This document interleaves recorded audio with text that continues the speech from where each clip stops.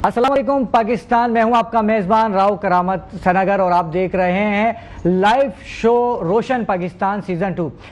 रोशन Pakistan season 1 के बारे में आप लोग जानते ही हैं कि मेट्रो 1 न्यूज़ का कामयाब तरीन शो रहा है, जिनकी मेज़बानी के फ़राइज़ उज़मा, ताहिर और परवेज़ भाई अंजाम देते रहे हैं। लेकिन इस बार आपको मुझे बर्दाश्त करना पड़ेगा। मैं अपने शो का फॉर्मेट आपको बताता चलूँ कि ज़िंदगी के मुख्तलिफ़ शोबों से ताल्लुक़ रखने वाली शख्सियात यहाँ पर मौजूद हुआ करेंगी, जिनसे हम सवालात करेंगे समाजी मसाइल के हवाले से और उनके हल के हवाले से, और उनसे होंगे टेढ़े सवालात जिनके मिलेंगे हमें सीधे सीधे जवाबात, और बहुत होगी मौज मस्ती। और उम्मीद करता हूं कि आज का हमारा शो आपको पसंद आएगा, और अगर नहीं पसंद आएगा तो भाई हाथ आपका है, रिमोट आपके हाथ में, हम क्या कर सकते हैं। तारुफ करवाता चलूं अपनी को होस्ट निमरा आराई का। अस्सलाम वालेकुम वरहमतुल्लाहि वबरकातुहू। वालेकुम अस्सलाम वरहमतुल्लाहि वबरकातुहू। और देखने वाले नाज़रीन को अस्सलाम वालेकुम। वैसे तो राव कई सालों से ये आवाम आपको स्क्रीन पर देखती चली आ रही है और हाल ही में आपने एक कामयाब रमज़ान ट्रांसमिशन भी की है, लेकिन इस आवाम के लिए मैं बिल्कुल नया चेहरा होगी, क्योंकि ये आवाम खूबसूरत चेहरे देखने वाली, लंबे बालों वाली और ग्लैमराइज्ड एंकर पर्सन को देखने की आदी है, लेकिन अब इसे एक हिजाब वाली एंकर पर्सन को देखना पड़ेगा। देखते हैं कि क्या ये मुझे कबूल करती है या नहीं। असल में हमारे शो की यही तो यूनिक बात है जी, जो हमारे इस शो को यूनिक करती है। और मैं कहता हूं कि आप जितनी भी हिजाब करने वाली लड़कियां उनके लिए रोल मॉडल हैं। बहुत बहुत शुक्रिया। और मैं चाहूंगा कि आज के जो हमारे गेस्ट हैं उनका आप तारुफ करवाती चलें। जी बिल्कुल, मैं हमारे गेस्ट का तारुफ करवाती चलूँ।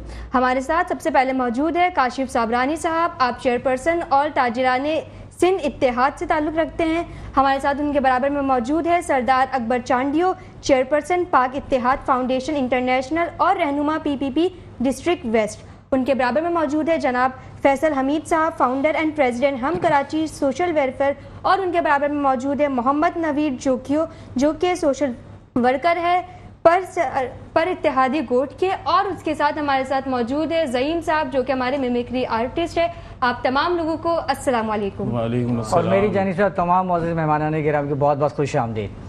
अच्छा, जैसा कि आज का हमारा जो मौजू है वो अदम बर्दाश्त है, क्योंकि हमारे माशरे के अंदर जो है बर्दाश्त का मादा ख़त्म होता जा रहा है। अच्छा काशिफ साहब, मैं आपसे इब्तिदा करना चाहूँगा, तो क्या कहना चाहेंगे अब इस हवाले से। जी बिस्मिल्लाहिर्रहमानिर्रहीम। सबसे पहले मैं आपका और पूरी टीम का शुक्रगुजार हूँ कि आपने याद किया।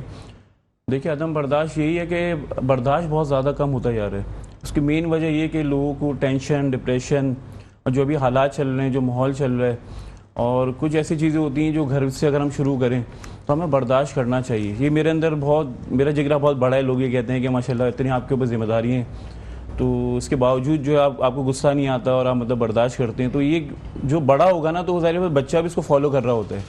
तो हमारी कोशिश ही होनी चाहिए कि हम बर्दाश्त करें ताकि हमारे बच्चे भी सीखें, प्लस पॉइंट में जाए।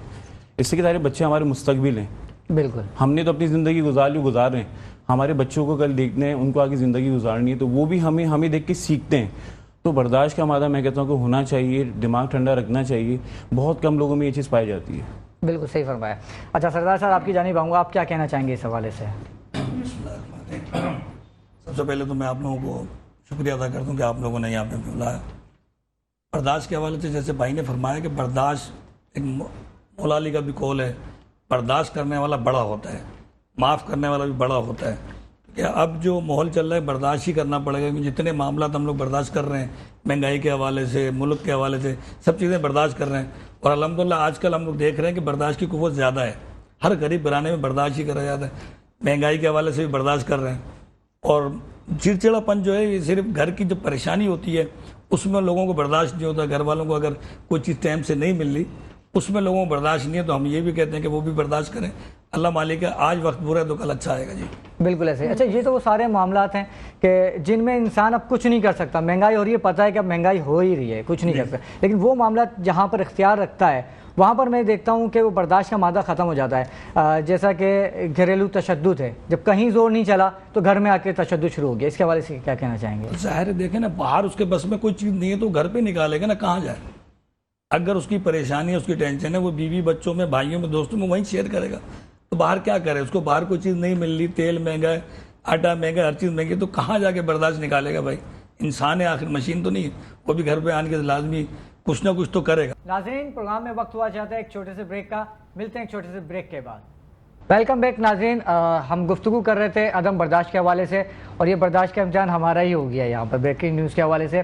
फैसल हमीद साहब, आपसे गुफ्तगू का सिलसिला जारी था, मैं फिर से दोबारा से वहीं से कंटिन्यू करना चाहूँगा। ये जो घरेलू तशद्दुद होता है, इसकी रोकथाम किस तरह से हो सकती है? बिस्मिल्लाहिर्रहमानिर्रहीम। पहले तो सब जो मेरे मेहमान दोस्त हैं, आप लोगों को और मेट्रो की सारी टीम को अस्सलाम वालेकुम। ये घरेलू तशद्दुद जो है ना, ये इसके अंदर मेन जो मैं चीज़ बोलूँगा ना, यानी कि आप मियाँ बीवी की लड़ाई झगड़े की बात कर रहे हैं, जी हाँ, ये भी चीज़ और घरेलू तशद्दुद। और एक चीज़ के ऊपर और भी आ गया है कि आजकल माँ बाप के साथ जो सलूक किया जा रहा है, जो माँ बाप उस पालते पोसते बड़ा करते हैं, उसी के ऊपर हाथ उठ रहा होता है, उन्हीं को बुरा भला कहा जा रहा होता है, और उन्हीं को जो है उठा के ओल्ड एज होम में डाल दिया जाता है। तो ये भी घरेलू तशद्दुद में ये भी शामिल है। बिल्कुल। सिर्फ ये नहीं कि सिर्फ अपने बीवी पे जो है वो हाथ उठ रहा हो, इसकी सिर्फ और सिर्फ एक वजह है, वो है दीन से दूरी।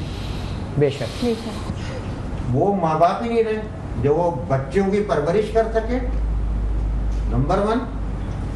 दूसरी चीज ये कि जो हमारे हालात हो, जो फ्रस्ट्रेशन है, वो कहाँ पे जाएगा। जैसे मेरे भाई ने, काशिफ भाई ने जो बात कही थी कि यार कहीं पे भी कुछ भी नहीं हो रहा, तो सारा पूरा गुस्सा जो है वो बीवी के ऊपर उतर रहा है, घर पे उतर रहा है। अब उसकी वजह क्या है कि ना पानी है, ना बिजली है, ना गैस है, बाहर निकले तो गटर, कचरा, टूटी हुई सड़कें, स्ट्रीट क्राइम, और फिर आप अपने कारोबार पे पहुंचते हैं तो इतने बड़े बड़े टैक्सेस, और इसी से जो है वो परेशान, अपने क्या नाम है रोजगार देने वाला, तो जॉब करने वाला भी उसी की भेंट चढ़ा हुआ है।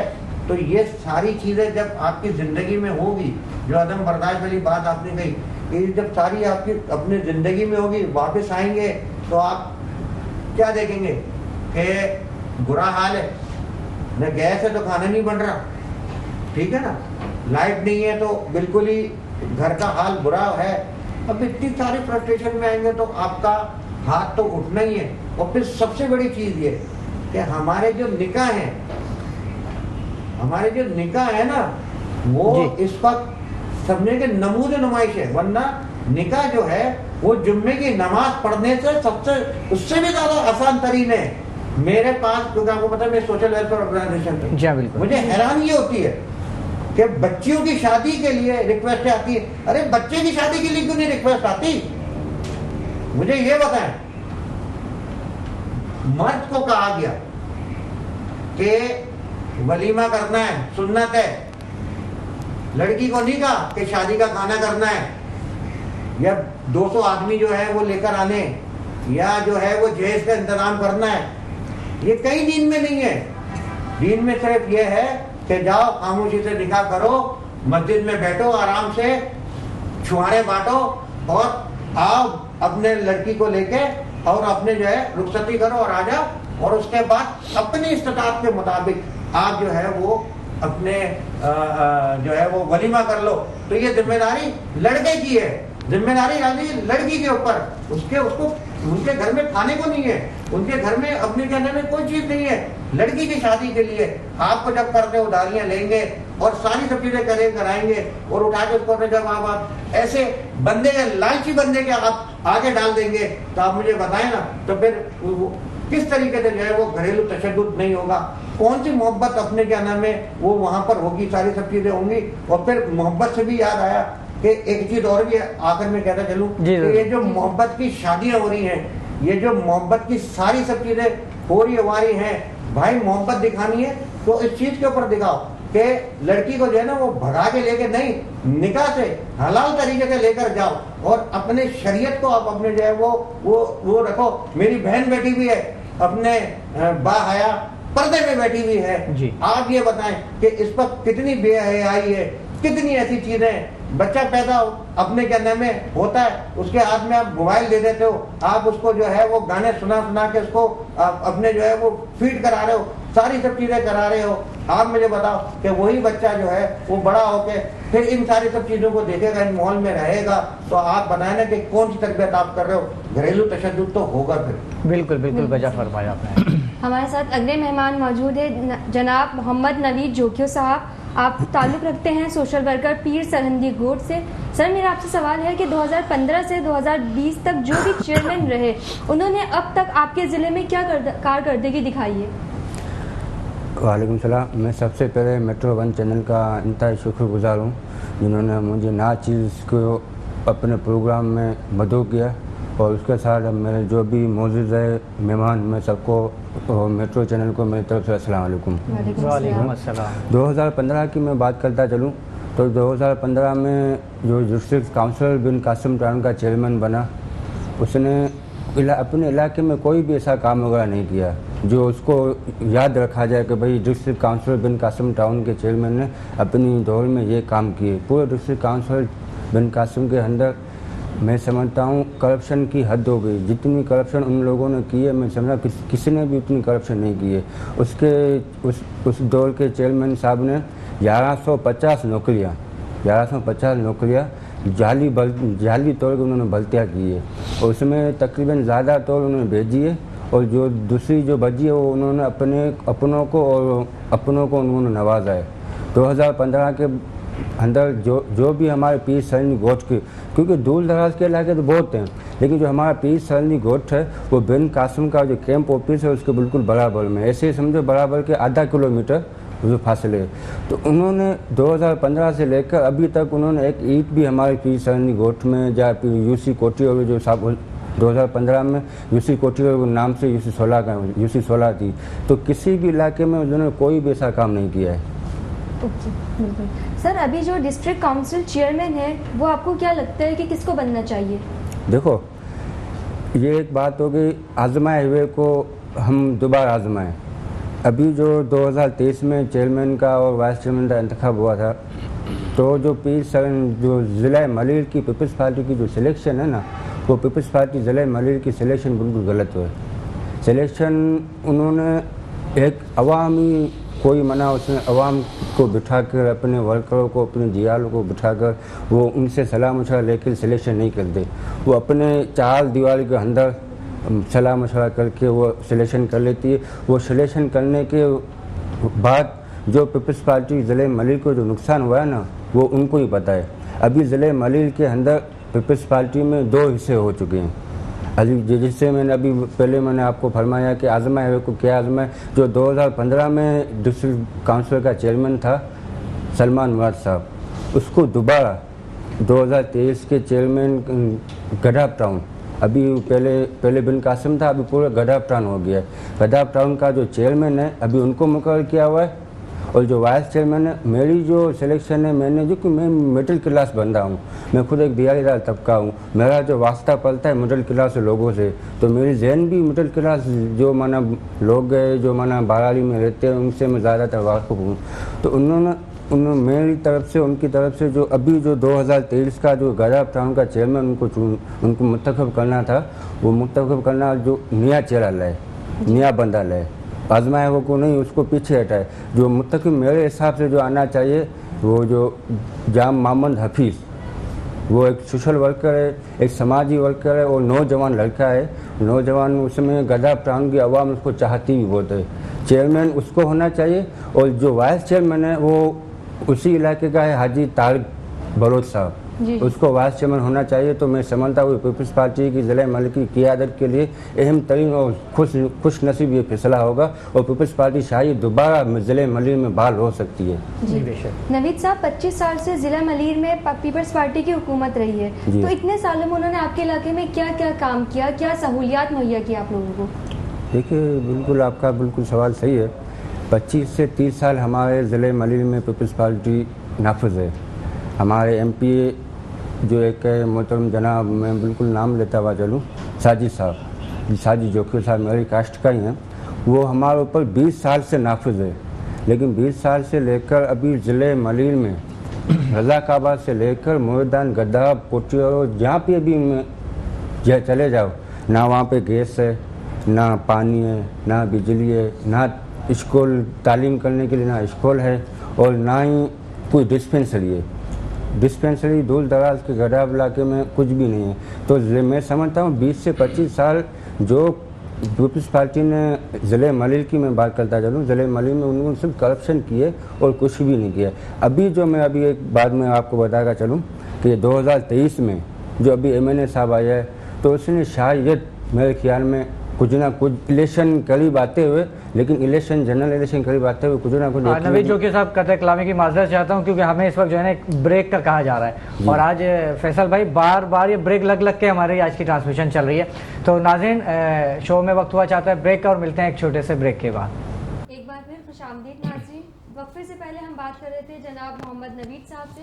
नवीद साहब, मैं आपसे आखिर में एक सवाल पूछना चाहूँगी कि आप मुझे मुख्तसरन बता दें कि तालीम के हवाले से क्या इक़दामात और सहूलियात फराहम की जा रही है आपके ज़िले में? बिल्कुल मैडम, पी सैनी गोट, उसके अलावा पूरे गढ़ाब टाउन जहाँ पी 87 आप कह दो, कहीं भी तालीम की ऐसी कोई सहूलत मौजूद नहीं है। मैं खुसूसी अपने पी सैनी गोट का मना जिक्र करता चलूँ। हमारे पी सैनी गोट में 4 स्कूल बने हुए हैं, लेकिन 4 स्कूल मैं सोशल मीडिया पे उसके बारे में बात करता रहता हूँ, बिल्कुल बिल्डिंग ख़त्म हो चुकी है। वहाँ पे सिर्फ TCF स्कूल जो है वो चल रहा है, लेकिन TCF स्कूल भी वो बच्चे पढ़ते हैं जो साहिब हैसियत है। हमारे गोठ में पी सैनी गोठ में बेरोजगारी बहुत है। इस वजह से पोर्ट कासम में हज़ारों कंपनियाँ बनी हुई है, वो हमारे पी सैनी गोठ के बराबर में। अगर मैंने अपने MP अपने इलाके लीडरों से मैंने उनको कहा हुआ भाई हमें गवर्नमेंट जॉब नहीं दो, हमें पोर्ट कासम के अंदर 5 कंपनियाँ लगी हुई है, उसमें हमारा एक ही बंदा भी लगवा दोगे तो हमारी बेरोजगारी ख़त्म हो जाएगी। लेकिन 2018 से मेरे पास बाकायदा MP साहब आए थे ज़मीनी इलेक्शन में, मेरे पास लिखित में मुआहदे किए। लिखित में मैंने डिस्पेंसरी का मुआहदा किया, कम्युनिटी सेंटर का किया, सेवरेज का किया, रोजगार का किया और तालीम के ऊपर किया। 5 से 6 मैंने लिखित में मुआहदे किए और मैंने उसके ऊपर 3 से 4 गवाह भी बिठाए। लेकिन 2018 से ज़मीनी इलेक्शन लेकर अभी 2023 उस MP साहब ने कभी हमारे पी सैनी गोट या पी 87 में कभी ऐसे नज़र भी नहीं फेरा कि देखा कि भाई 2018 में मैं गांव वालों से मुआहदा करके गया हूँ, अब इनसे हाल अहवाल तो पूछ लूँ, जब कोई मैयत हो गई मैं तो वहाँ पर फातिया जाए ताज़ीर के लिए तो चला जाऊँ नहीं। लेकिन हमारे पी सैनी गोट में 1973 में डिस्पेंसरी बनी हुई थी, तो लाजमी 1973 में जो डिस्पेंसरी बनी होगी तो सालाना उसका फंड तो आता होगा।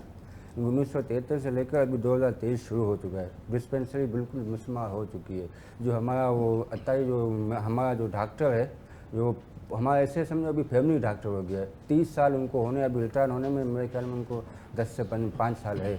तो अभी पानी के टैंकी के नीचे वो अपनी डिस्पेंसरी चला रहा है और उसके जो एक कमरा बना हुआ है उसके सामने एक तकरीबन 20 से 30 फुट गहरी पानी की टैंकी बनी है, उसके ऊपर अभी ढकना भी नहीं है। हमारे माएँ बहनें जब दवाई लेने जाती है तो मुझे तो खुद डर लगता है कि कोई बूढ़ी माँ या मेरा बच्चा उस पानी के टैंकी में गिर ना जाए, क्योंकि सामने हमारी डिस्पेंसरी बनी है। स्कूल बिल्कुल तबाह हो चुके हैं, हमारी तालीम है नहीं और तालीम की वजह से हमारे पास बेरोजगारी बहुत है।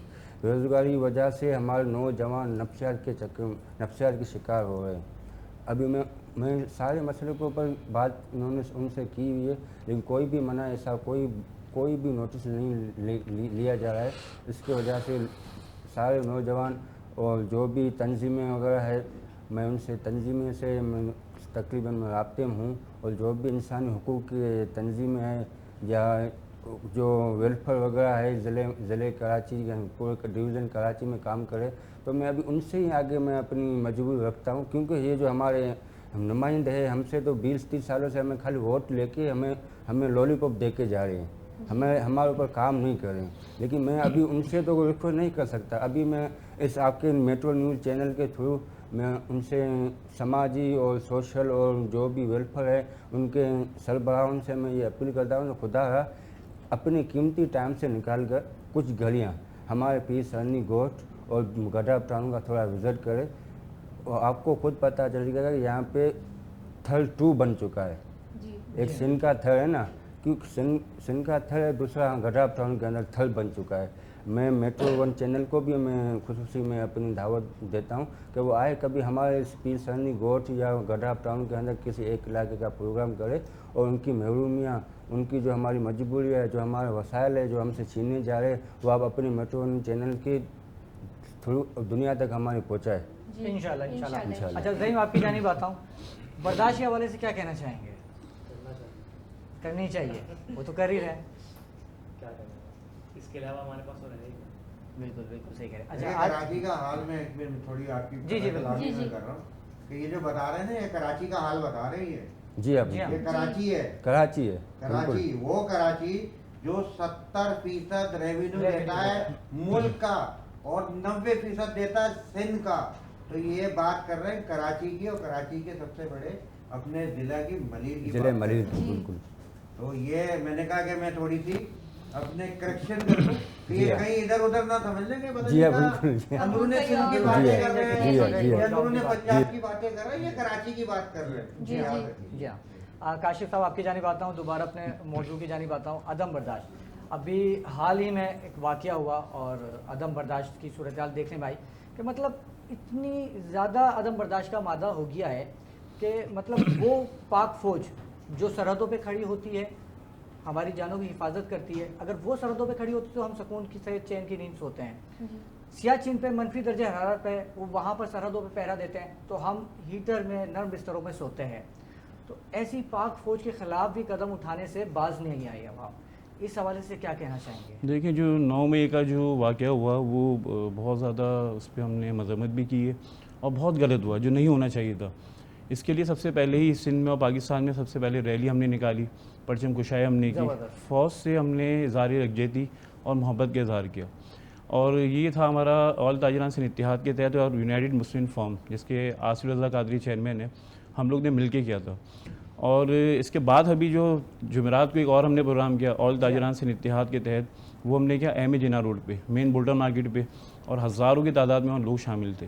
तो इसका यही मकसद है कि जो भी हुआ गलत हुआ, देखें जब भी ऐसा कोई वक्त आवाम पे आता है या किसी ताजिर पे आता है या किसी पे भी आता है, फ़ौज ये नहीं देखती कौन है, पंजाबी है, सिंधी है, मेमन है, जो भी है, सैलाब का हो जाए, अर्थक्वेक का हो जाए, कोई भी वाक़या होता है, सबसे पहले फ़ौज पहुँचती है, वो हाथ पकड़ती है।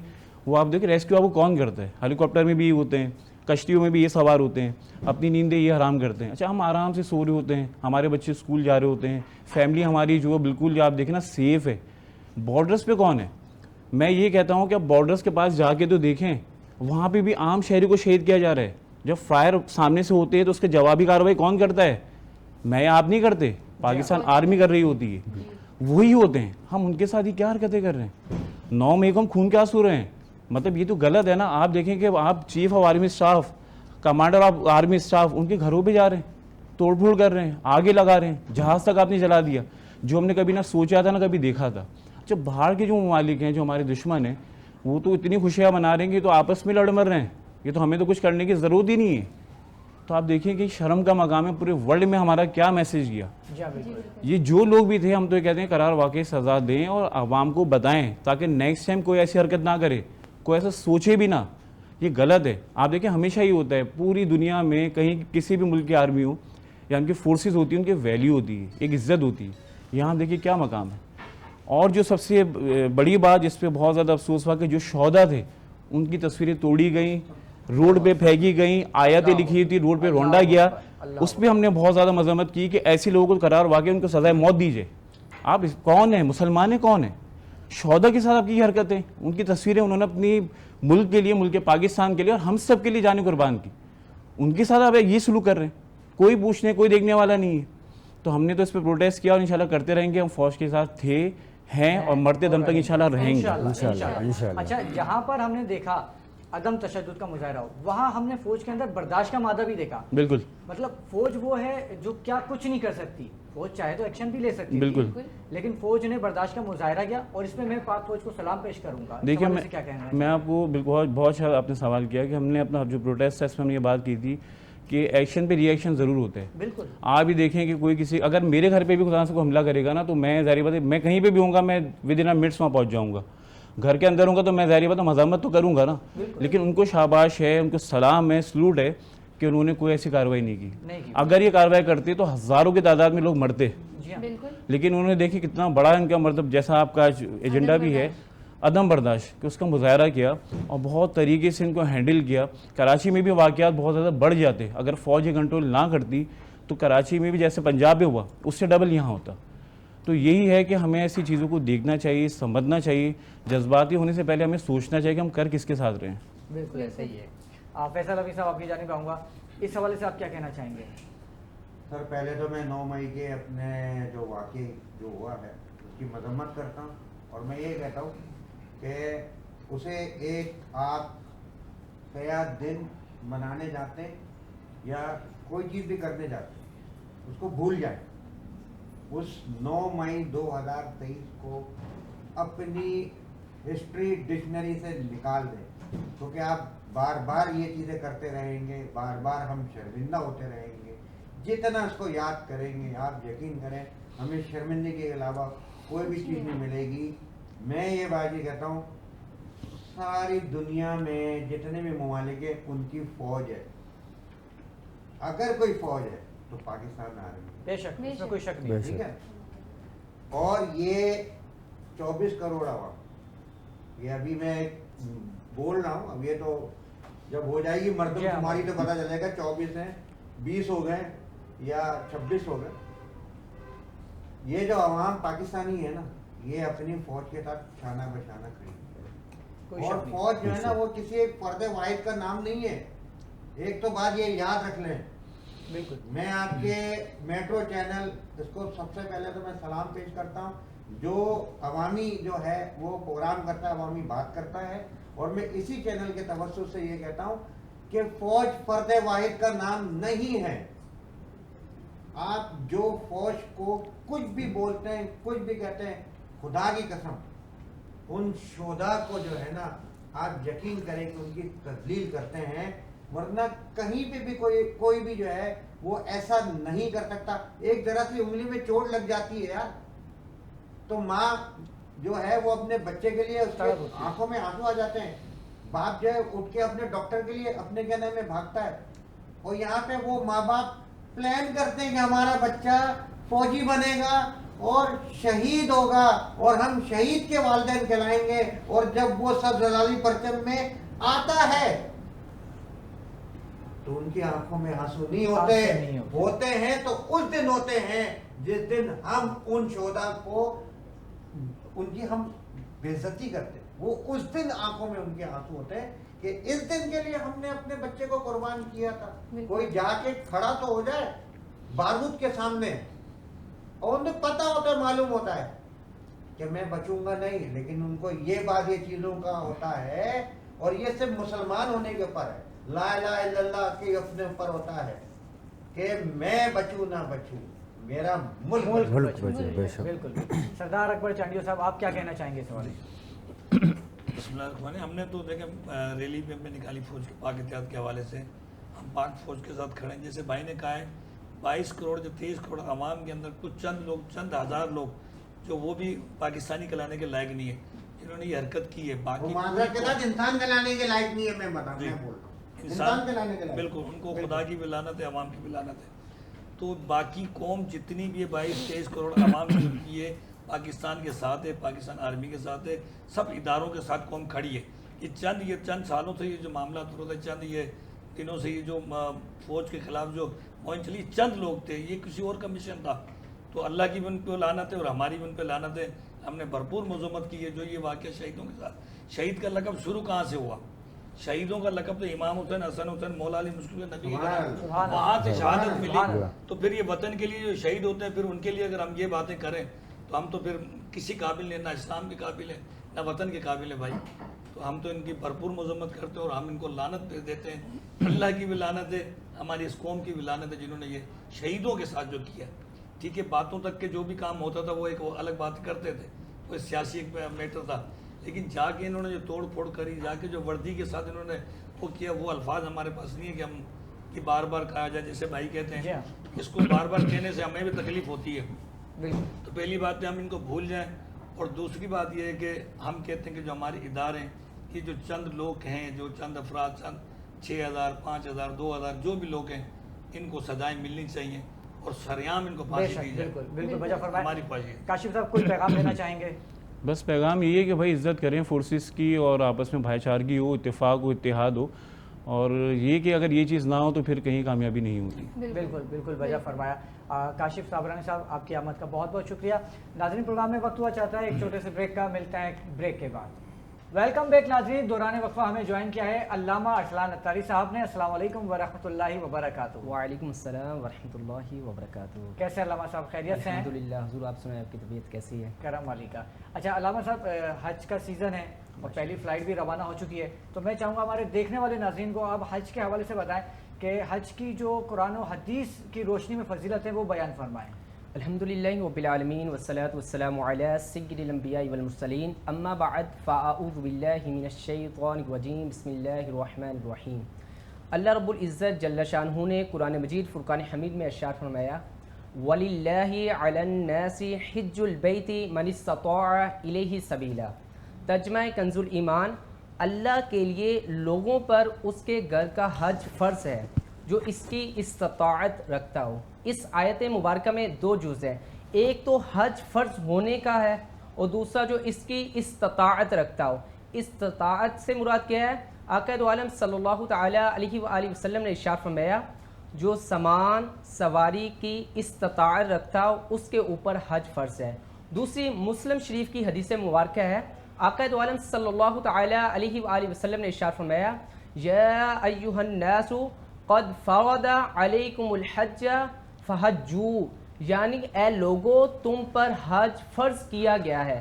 حج کے حوالے سے معدد حدیث مبارکہ بھی ملتی ہے, قرآنی آیات بھی ملتی ہیں. اکثر ہمارے مائنڈ میں ہوتا ہے کہ کچھ ایسے مائنڈ میں سوالات آ جاتے ہیں کہ بیٹے کی شادی کر لیں یا بیٹی کی شادی کر لیں, یا ادروائز ایسا ہوتا ہے کہ یہ کام ہو جائے وہ کام ہو جائے پھر حج پر چلے جائیں. یہ یاد رکھیں کہ حساب حیثیت ہونے کے ساتھ ساتھ مسلمان پر سال میں ایک بار حج فرض ہے, یعنی پوری زندگی میں جو حج کے فرائض ہیں ایک بار آپ کی زندگی میں حج فرض ہے. اس کے ساتھ ساتھ اس کے بعد اگر آپ حج کرتے ہیں تو اس کے مطابق فرمایا کہ وہ آپ کے نوافل حج ہوں گے. یعنی اگر سال میں آپ ایک بار بھی حساب حیثیت ہو جاتے ہیں, استطاعت رکھتے ہیں, تو آپ کے اوپر حج فرض ہو جائے گا. اور اس کے حوالے سے علماء کرام نے مزید اس کو ایکسپلین کیا, ایزی کر دیا. اس کے حوالے سے فرمایا گیا جو یہاں سے مکہ مکرمہ جانے تک, مکہ مکرمہ کا قیام طعام اور واپسی آنے تک جو بھی اخراجات ہیں اس کی استطاعت رکھتا اس کے اوپر حج فرض ہے. تو حج کے حوالے سے اگر آقا دو عالم صلی اللہ تعالی علیہ وآلہ وسلم نے ارشاد فرمایا, صحابہ کرام نے عرض کی یا رسول اللہ صلی اللہ تعالی علیہ وآلہ وسلم سب سے افضل عمل کون سا ہے؟ آقا دو عالم صلی اللہ تعالی علیہ وآلہ وسلم نے ارشاد فرمایا اللہ کی راہ میں جہاد کرنا. پھر آقا دو عالم صلی اللہ تعالی علیہ وآلہ وسلم سے سوال ہوا یا رسول اللہ صلی اللہ تعالی علیہ وآلہ وسلم اس کے بعد اچھا عمل کون سا ہے؟ آقا دو عالم صلی اللہ تعالی علیہ وآلہ وسلم نے ارشاد فرمایا اللہ اور اس کے رسول پر ایمان لانا. پھر عرض کی یا رسول اللہ صلی اللہ تعالی علیہ وآلہ وسلم اس کے بعد سب سے اچھا عمل کون سا ہے؟ آقا دو عالم صلی اللہ تعالی علیہ وآلہ وسلم نے ارشاد فرمایا اس کے بعد حج ہے جو برائیوں سے پاک ہو. ہم مکہ مکرمہ جاتے ہیں, میں آلریڈی دعوت اسلامی کے تحت اس مجلس کو لیڈ کر رہا ہوں, کچھ میرے ذمے معاملات ہیں. ابھی بھی بینکیوٹ میں ایک پروگرام ہوا تھا حج کی تربیت کے تحت. ایسا بھی ہوتا ہے کہ ہم حج کے مسائل سیکھتے بھی نہیں ہیں. جب تک آپ نے حج کے مسائل نہیں سیکھے نا, آپ کے وہاں جانے سے اگر مسٹیک ہوگی نا تو وہ حج کی جو روحانیت ہے وہ چلی جائے گی. تو کوشش کریں ایک تو ہم حج کے حوالے سے جو احکامات ہیں وہ سیکھیں اور اس کے ساتھ ساتھ جو اس کے معاملات ہیں اس کو بھی دیکھیں. ٹھیک ہے. اچھا علامہ صاحب حج کی کتنی اقسام ہیں؟ حج کی بنیادی طور پر 3 قسمیں ہیں, ایک حج قران, ایک حج تمتع اور ایک حج افراد. حج قران کیا ہوتا ہے؟ یہاں سے پاکستان اور ہندوستان والے کوئی بھی اگر حج پر جاتے ہیں وہ احرام ایک ساتھ باندھتے ہیں, یعنی حج کا اور عمرے کا احرام ایک ساتھ باندھتے ہیں. اس میں عمرہ بھی ہوتا ہے حج بھی ہوتا ہے. یہ تھوڑا سا حج سخت ہوتا ہے. جو آقا دو عالم صلی اللہ تعالی علیہ وآلہ وسلم نے اپنی زندگی میں حج ادا فرمایا وہ حج قران ہے. یہ افضل حج کہا جاتا ہے اس کو. اس میں احرام باندھا جاتا ہے. جب آپ نے عمرہ کر لیا اس کے بعد آپ حلق و تقصیر نہیں کروائیں گے, اسی طرح احرام کی حالت میں رہیں گے. اس کے بعد 8 ذی الحجہ سے قبل آپ اسی معاملات کو آگے لے کر چلیں گے. تو یہ حج اس کو قران کہا جاتا ہے. اس کے بعد آتا ہے حج تمتع. حج تمتع یہ ہوتا ہے کہ اکثر پاکستان والے اور ہندوستان والے یہ حج تمتع کرتے ہیں. اس میں تھوڑی سی آسانی یہ ہو جاتی ہے کہ عمرہ کرنے کے بعد یا حلق کروانے کے بعد یا تقصیر کروانے کے بعد احرام کھول دیا جاتا ہے. پھر آج ذی الحجہ کو یا اس سے قبل حج کا احرام باندھا جاتا ہے، پھر اس کے تمام معاملات کو کیا جاتا ہے، اور اس کے بعد آتا ہے حج افراد۔ حج افراد کیا ہے؟ جو وہاں کے حدود حرم میں رہنے والے ہیں، حدود کے قریب رہنے، حرم کے قریب رہنے والے ہیں، وہ حج افراد کرتے ہیں۔ اس میں یہ ہوتا ہے کہ عمرہ نہیں ہوتا، اس میں صرف حج کا احرام باندھا جاتا ہے، اور یہ آلریڈی حج ہی ہوتا ہے۔ ٹھیک ہے، اچھا حج کے فرائض کتنے ہیں؟ حج کے 7 فرائض ہیں۔ حج میں جو 7 چیزیں اس کو فرائض، کچھ علماء کرام 6 بیان فرماتے ہیں، کچھ 7 بتاتے ہیں، جو آلریڈی جو حدیث مبارکہ میں ہے یا اس کے علاوہ بہار شریعت میں جو لکھے گئے ہیں وہ 7 فرائض ہیں۔ اس میں سب سے پہلے ہے احرام باندھنا۔ آپ احرام باندھنے کے، اگر آپ پاکستان سے جا رہے ہیں تو اس سے پہلے آپ نے احرام باندھنا ہے، یعنی نیت کرنی ہے۔ اس کے بعد آتا ہے عرف زیارہ، عرف زیارہ یعنی کہ طواف کی زیارت کرنی ہے، طواف کرنے ہیں۔ اس کے بعد آتا ہے نیت، یعنی حج سے، اس کے طواف سے پہلے آپ نے نیت کرنی ہے۔ اس کے بعد آتا ہے مکان، مکان یعنی جس جگہ کا جو حکم ہے، یعنی آپ نے طواف جو کرنا ہے خانہ کعبہ پہ کرنا ہے، کہیں اور نہیں کر سکتے۔ تو اس کے علاوہ دوسرا بالترتیب معاملات کو کرنا، یعنی جو فرائض ہے اس کو بالترتیب کرنا، یعنی سب سے پہلے آپ نے احرام باندھا، پھر طواف کیا، پھر وقوف عرفہ کیا۔ اس کے بعد فرمایا جاتا ہے ان کے جو معاملات ہیں اس کو آسانی کے ساتھ حل کرنا۔ ٹھیک ہو گیا۔ اچھا کوئی حاجی طواف کر رہا ہو اور دوران طواف جو ہے نماز کا وقت آ جائے تو اس کے لیے کیا حکم ہے؟ کوئی اگر حاجی طواف کر رہا ہے، نماز کے دوران اگر جماعت کے ساتھ وہ نماز ادا کرے گا، جماعت کے ساتھ وہ نماز ادا کرے گا، نماز ادا کرنے کے بعد جہاں سے اس نے طواف کو کلوز کیا تھا، ختم کیا تھا، وہیں سے آگے طواف کو کنٹینیو کرے گا۔ اس کا یوں بھی ہو جاتا ہے کہ اکثر ہم نے 3 یا 4 چکر لگا لیں یا 1 چکر لگا لیا، تو اس کے بعد آپ نے جیسے جماعت کی یا جماعت سے فارغ ہوئے وہیں سے آگے آپ سٹارٹ کرتے ہیں۔ ٹھیک ہے، بہت شکریہ آپ کا۔ سردار صاحب آپ کی جانب آؤں گا، میں چاہوں گا کہ آپ اپنی جو فاؤنڈیشن ہے اس کے حوالے سے کچھ ہمارے ناظرین کو بتائیں۔ اصل میں یہ میں 2017 سے کام کر رہا ہوں۔ ماشاء اللہ۔ 2017 میں ہم لوگ اندرونی کام کر رہے تھے، کسی بچی کی شادی کرانا یا کہیں پہ گاؤں دیہات میں جا کے وہ کرنا۔ پھر یہ ہمارے وسائل تھوڑے کم تھے، جب یہ سیلاب آیا نا، یہ جو بھی بیچ میں دادو وغیرہ سیلاب آیا تو ہماری پوری ٹیم گئی تھی، یہاں سے جو بھی تھا ہم آپس میں گیدرنگ کر کے چلے گئے۔ تو وہاں جا کے دیکھا تو 14 فٹ 8 فٹ پانی تھا پورے سندھ کے اندر۔ اللہ ہو۔ تو بہت ساری بچی ہیں، بہت سارے لوگ 1-1 تن کے کپڑے میں روڈ پہ بیٹھے ہوئے تھے۔ تو لوگوں نے، اب ظاہر ہے کہ جو ہم نے 1 ٹرک تھا جو ہمارے پاس تھی حیثیت، ہم وہ دے کر آئے۔ تو پھر ہم نے آپس میں بات کر کے یار یہ بوند بوند کر کے نا، اللہ تعالیٰ نے اوپر سے ٹینکر نہیں بھیجا، تو اکٹھے پانی نہیں آیا، بوند بوند کر کے 14 فٹ پانی آ گیا۔ کیوں نہ ہم مل کے قطرہ قطرہ کر کے ان کے لیے کچھ نہ کچھ کریں۔ واہ واہ، کیا بات۔ تو ہم لوگوں نے اپنی ایک برادری میں چانڈیو خاندان سے تعلق رکھتا ہوں، تو ہماری اپنی، میں 400 گھر کا بڑا بھی ہوں۔ ہماری وڈیرا یا سرداری جو سسٹم ہوتا ہے، پگ سسٹم ہوتا ہے، تو وہ والد کے بعد میرے سر پہ پگ ہے۔ سب سے پہلے میں نے برادری کو بلایا کہ میں نے بولا جو بھی ہو سکے آپ 100 روپے 50 روپے، ہم کسی اور سے بلڈر سے یا کسی سرمایہ دار سے ہم چندہ نہیں لگے، برادری سے ہم نے اپنا وہ کیا، تو 80-85 لاکھ ہمارا بن گیا، خالی 400 گھر ہماری برادری کا۔ پھر ہم نے ٹرک بھرا، پھر ہم دادو میں چلے گئے، اوروں میں چلے گئے، تھر کی طرف چلے گئے، جو ہوا کراچی میں بھی، یہاں پہ ہم نے بہت ساری فیملیاں رکھی ہوئی تھی۔ تو جب یہ تھوڑا سا سلسلہ اللہ تعالیٰ نے بہتر کیا کافی حد تک، ابھی بھی لوگ پریشان ہیں، لیکن یہ کرنے والے تو رب کی ذات ہے، ہم تو نہیں کر سکتے۔ پھر ہم نے یہاں پہ ایک ممبر سسٹم کیا، تو سب ہم سے پیار بھی کرتے ہیں۔ ہم نے 400-500 گھرانہ ہمارے ساتھ تو ایک برادری گئے، پھر اس میں ہر زبان کے لوگ، کراچی میں کورنگی میں میرے 3500 ممبر ہیں ماشاء اللہ۔ لانڈی پر بابو پتی والے سے لے کے کورنگی اپنے مٹکے والی پلیا تک ہر قوم سے تعلق ہے۔ وہ کسی بھی پارٹی کو ووٹ ان کو دیں، پیار ہم کو دیں، دعا ہمیں دیں۔ ہم بولتے ہیں اپنے ڈسٹرکٹ میں 10 روپے جمع کرو، آپ کی فیملی کا 10 لاکھ کا کام ہوگا۔ کیا بات۔ ہمارے پاس کوئی NPA بھی ممبر ہے نا، اس کو بولتا ہوں 10 لاکھ نہیں دے، 10 روپے دے، کیونکہ ہمارے پاس چپل والا، ٹماٹر والا، رسکے والا، نائی موچی جو بھی 10 روپے جمع کراتا ہے۔ ابھی ہمارے 1 لاکھ ممبر ہیں پورے پاکستان کے اندر۔ 1 لاکھ ممبر ہیں ماشاء اللہ ماشاء اللہ، ود ریکارڈ۔ ہمارا کمپیوٹر سسٹم ہے، سب کے کارڈ بنتے ہیں ہمارے پاس۔ تو ہمارے یہاں روز کا 10 لاکھ جمع ہوتا ہے۔ کیا بات ہے، زبردست۔ تو مہینے میں 3 کروڑ جمع ہوتا ہے۔